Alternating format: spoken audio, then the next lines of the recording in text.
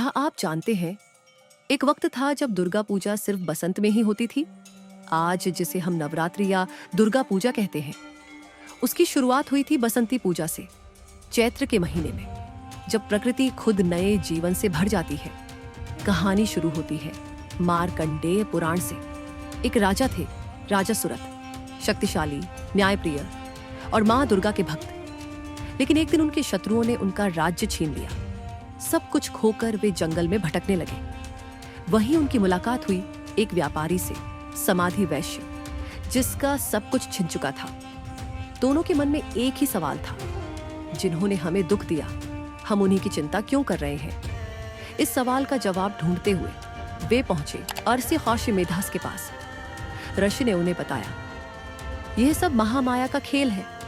मां दुर्गा की शक्ति तुम्हें बांध कर रखती है। जब तक तुम अपना दुख स्वीकार नहीं करोगे, तुम आगे नहीं बढ़ पाओगे। उन्होंने उन्हें मां की आराधना का मार्ग दिखाया। तब राजा सुरथ ने निश्चय किया, वे मां की पूजा करेंगे, पूरी श्रद्धा के साथ।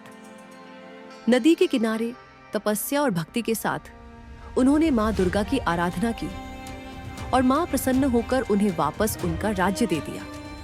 तब से हर साल चैत्र के महीने में बसंती पूजा मनाई जाने लगी।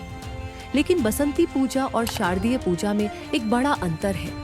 शरद नवरात्रि में मां को जगाया जाता है, इसे कहते हैं अकाल बोधन।